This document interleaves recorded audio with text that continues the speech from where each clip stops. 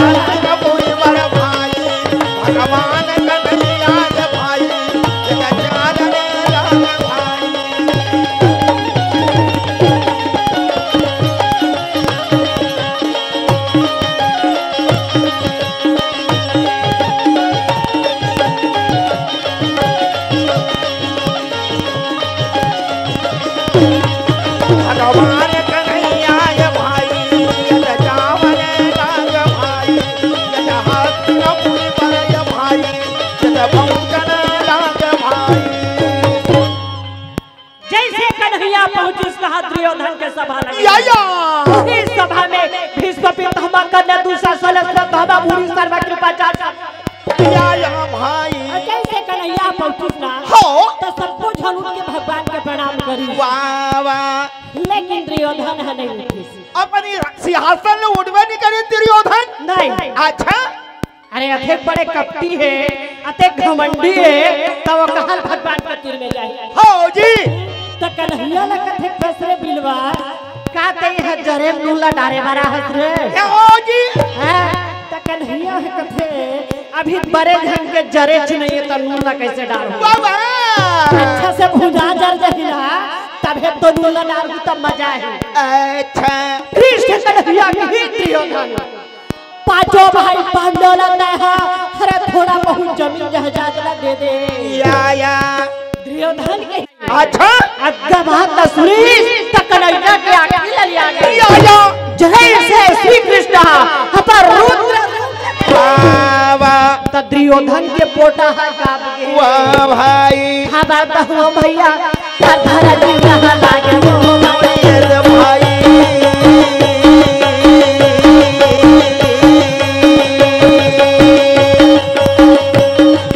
देखा हाथ ना कहना बचन के जमाना रे बोले ये तो बोले भैया भगवान है हम ये तो भाई अब नहीं बोला कर बोले दिया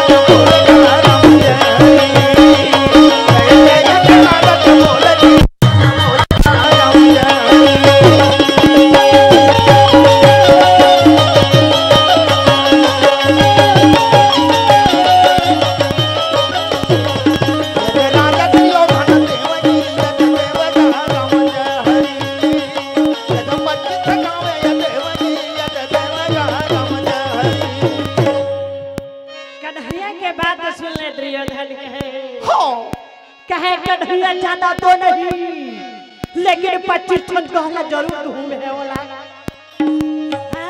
और भाई पांडव सिर्फ 25 गांव तो हूँ कहा थे होगा। अच्छा वही 25 गांव में पांडव राज चलावत या ये दीवार कन्हैया है जावत रहे हो। त नारद न जानता कौन नारद? अब एक के झल तो नारद होगा। पटपर के नारद देखा वो एक बार पटपर में के झल नारद तेला कहाँ खोजत रहे। मैं ये पटपर के नारद के नाम ले तब छूटता आगे नहीं हो। कहा था देवऋषि नारद। अच्छा देवलोक के देवऋषि नारद के बात करता वाह वाह। कहाँ सोच के उतरत रहे, कहाँ सोच के उतरा थे। कन्हैया के रानी कतेक झर रहे 16,108। भगवान कृष्ण के रानी पटरानी 16,108 8 झर तब होल बिचारी मन का झगड़ा हो नहीं जाने दाई। काबर होई बिचारी मन सुनता सुला थे अपन अपन घर द्वार में कमात खात पड़े है। त नारद हा कहा थे बे है। अते झोला रखे हम कन्हैया तब होले को दिन झगड़ा नहीं होवे। अच्छा अब अभी जमाना में ज्यादा झल के जरूरत नहीं पड़े। अभी जवानों में अभी जवानों में झगड़ा हो बर के झिनके जरूरत पड़ी। अभी जमाना में 2 स्त्री हो जाए हर एक झन करो पुरुष हो गए वाह वाह। तब तो रोज दिन महाभारत हम रो कट कट कट कट रात दिन माते रही थे नोनी। एकरे से ती नारद कहा थे कि कन्हैया के घर में झगड़ा ना करवाओ तो नारद कहा ना छोड़ दो। अच्छा जैसे कन्हैया से मुलाकात होइस ना है त कथे कन्हैया किसना कन्हैया तोर भैया जानो मोर भैया बनत बजैया बनत बजैया तोर भैया जानो मोर मुरली बजैया।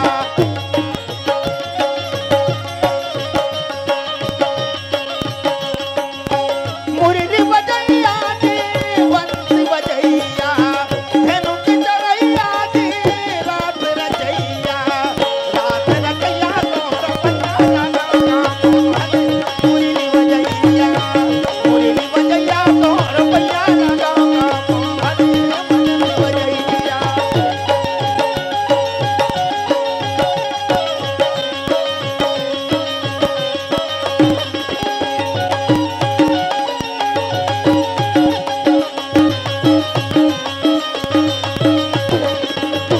मुरली बजैया तोर भैया लगाओ मोहनी तन कन्हैया कन्हैया तोर भैया लगाओ भैया बनती बजैया।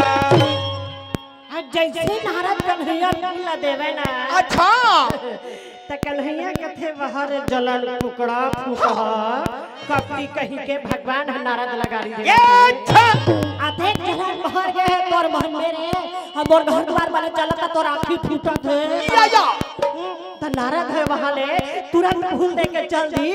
हम वही फूल ले करके पहुंची उसका निवास में त 16,108 क्वार्टर बने लाइन से 16,108 क्वार्टर बने रहे वहाँ। सबसे पहले सत्यभामा, दूसरा रुक्मणी, तीसरा जामवंती, चौथा में राधा। वाह वाह। त कन्हैया का करी काय करे नूनी सत्यभामा दुआरी छोड़ के पहले नंबर में सत्यभामा घर इतना छोड़ दी हाँ रुक्मणी घर में जाके वो खरमरी बैठ के फूल खोजा या तो सत्यभामा देख पर है तो सत्यभामा देख के कथे का बताओ रे बिलवा देखा था है एक फूल लाने हैं पे झरानी है बात तो जब तक पटपर में बगीचा फूल हो ही ना सबल तोड़ के लान के चरिया भरो खरमरी में या ऐसे कहा थे बे बाकी रानी मल्ला कथे कह रानी हो तुम सुन लो कान खोल के अच्छा तू हर घर ही बोल आए बा आओ तो सब कोई अपन अपन मुड़िल गड़ी आ गया कहाँ जमीन में हिल गड़ी ही तक गड़ी कते करे मोर बात थोड़े होते ता सबके जीव है एक बराबर है हते पे कहा था गड़िया ता गड़िया ये ना कथे मुड़िल झुका के बैठे रे मार भगवा सा मुंह खोल के वा घोघवा सही घोलक मुंह खुलो थे वा हम कैसे ये तोर मुंह खुलोक देखा मैं हम फूलो तो पटवारी कौन कही अच्छा तब है कहा थे हरि के सुमरा कर लेगा मोरो मारा नीता जाही गाँव मारिया करके तू वीरान करी ले गाँव मोरो मना जाही गाँव मरिया भजन